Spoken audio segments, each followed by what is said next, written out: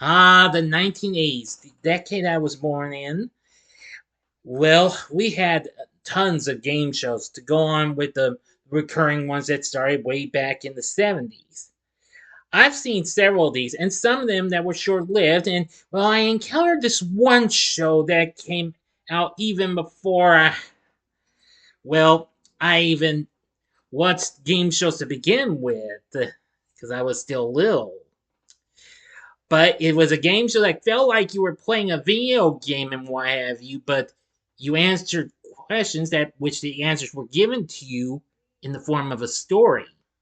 So today in the wide world of game shows, it's going to be Hitman. Big D's Entertainment Rankings and Reviews presents Wide World of Game Shows. Greetings, my fellow YouTubers. I'm Dual, the Big D to you. This is Big D's Entertainment Rankings and Reviews, back with another episode of the Wide World of Game Shows. And today, I'm going to be talking about a very rare gem of a game show. This is a show I didn't know too much about until I actually watched a video that was done by a fellow YouTuber that I don't subscribe to, but maybe I will one day. But anyway, I recently just finished watching what I could find of this here game show that came out in early '83. It's a game that featured little characters that looked like video game characters and what have you, and they were playing on a board. Later on in the game, and it's a game where you had to answer questions that were the questions from which you probably would have to memorize the answers that were given to you in the form of a story.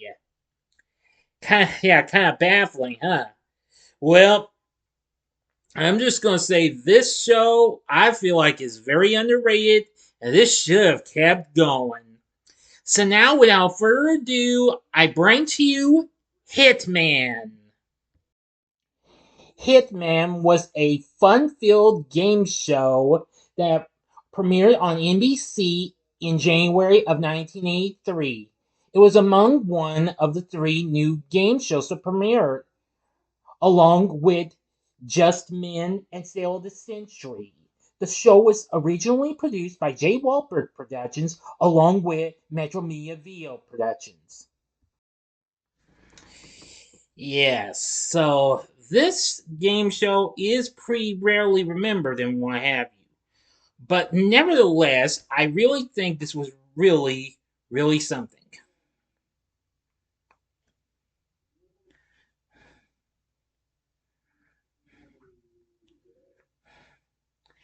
Now, I must say it was really a cool kind of game. Anyway, four contestants competed on each episode of the series in a quiz based on memory and instant recall. One was either a returning champion or champion designate, with the other three were challengers who competed for the right to face him or her in the second round. The winner of each game played the bonus round known as the Triple Crown for a top prize of $10,000. Hitman premiered on January 3rd, 1983. I didn't give the official date, but now you know. The show's host was the late great Peter Tomarken, who later that same year would host the original Press Your Luck. Now, of course, this was his first ever full-time game show after he had hosted pilots for other game shows before this. And of course, he went on to host some other games. I know another game was called Wipeout, not to be confused with the reality stunt competition game you probably know of.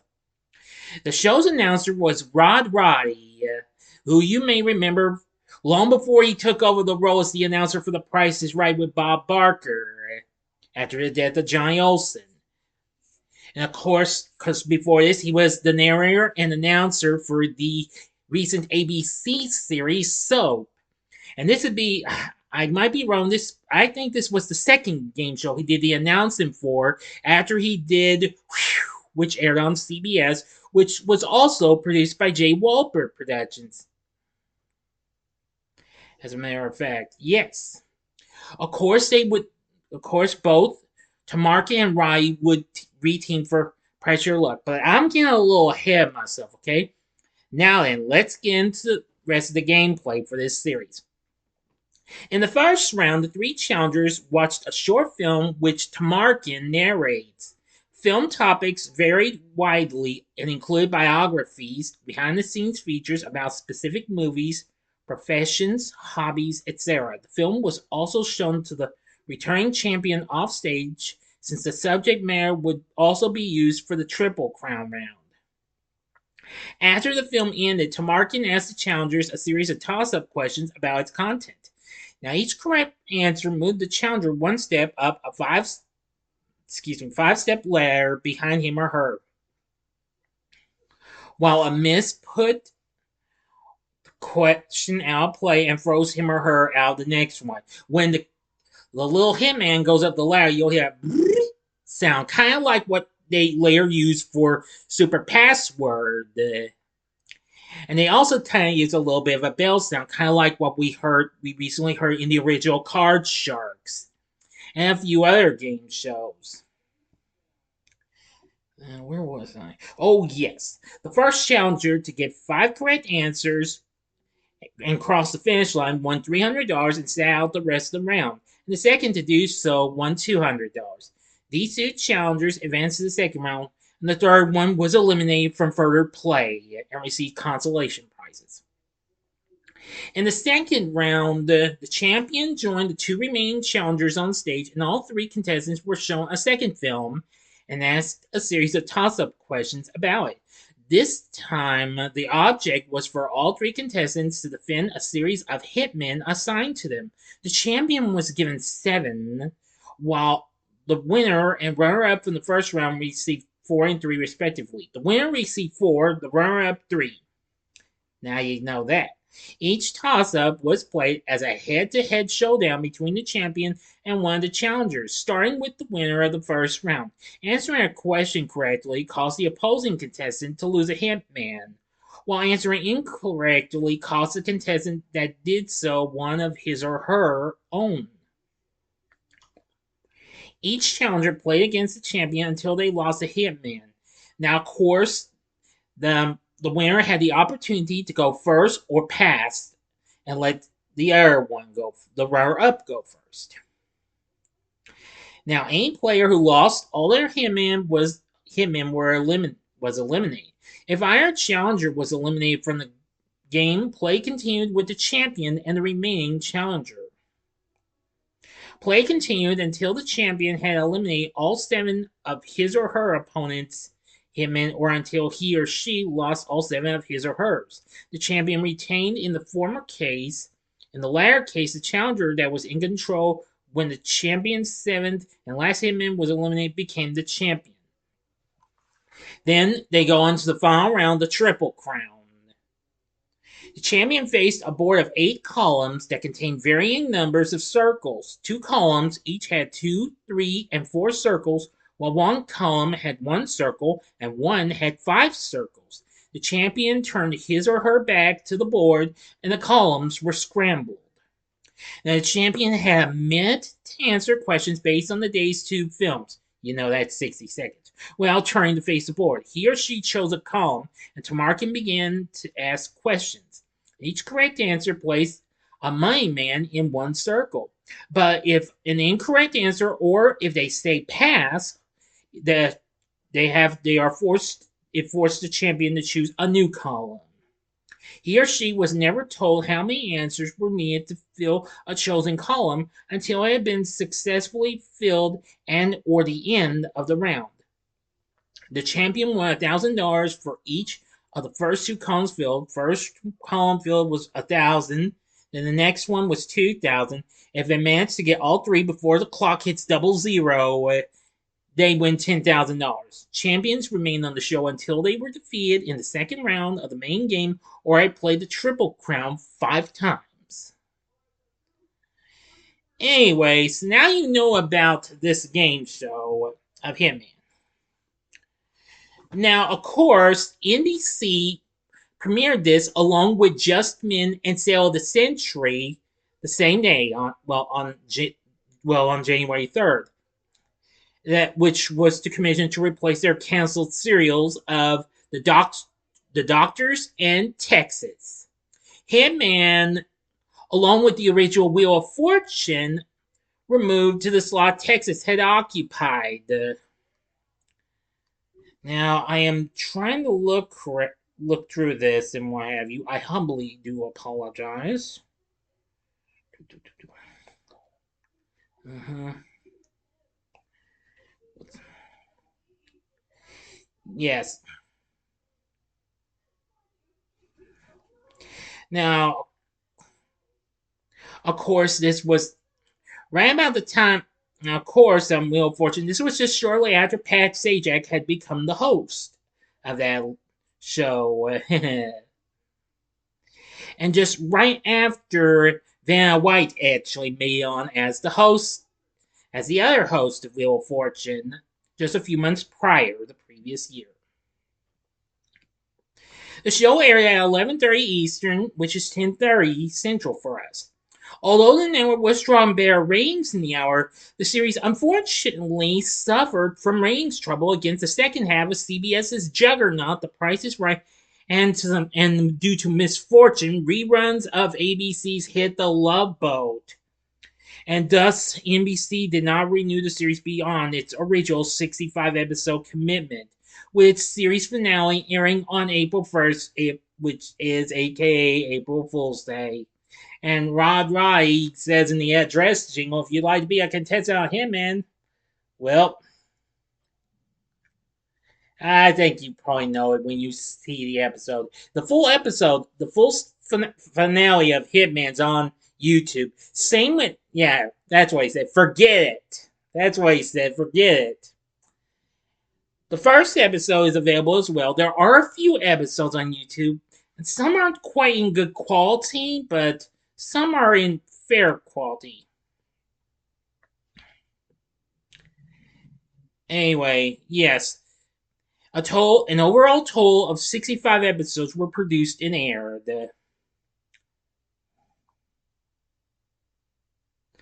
The show was later replaced by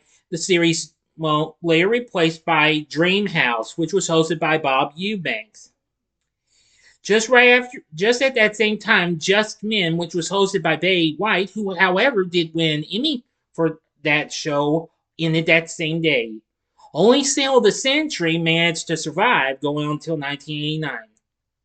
Almost a half a year after Hitman's cancellation, Tomarken returned and hosted the original Pressure Luck, which was 5 months, almost a half a year after Hitman ended, and did much better, running for 3 years on CBS.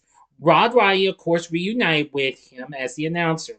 Later became Johnny Olsen's permanent replacement in '86 as announcer on The Price is Right after the latter's death the previous year, which he held the position until his own death in 2003. Years after Hitman ended, there would be two international versions. There would be one in the UK that ran on ITV from February to May of 1989, while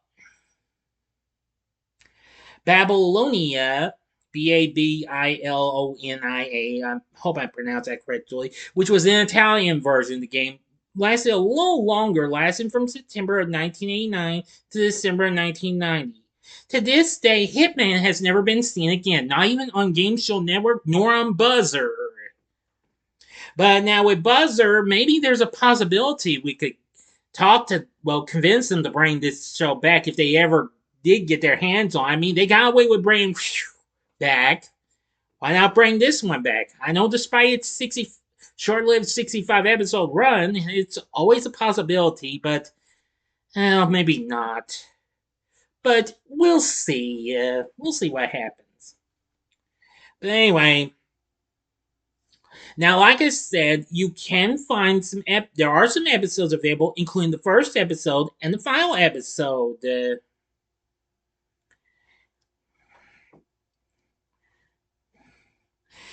So anyway, I really think Hitman was definitely a fun-filled game show, and it was really something. Let me give you a look at some of what I could find. Here's a shot of Tomarken introducing the three contestants from one episode. Now, of course, what you saw behind them is how the board looks from once they start this here little race, or how it turns out when it's finished, and what have you. Now to the next one. Now here's what the set looks and the podiums look for the second round. Now here's a shot of what the Hitman board looks like when the champion who has 7 Hitmen on board, and then the one who wins the first round gets 4, and the runner-up gets 3. Now here's a shot of what the Triple Crown board looks like. You can see right there.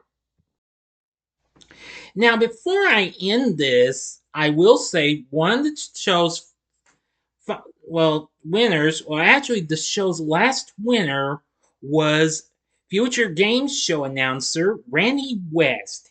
Actually, he would appear in an episode of Press Your Luck as a contestant, as a matter of fact. Yes, you heard me right.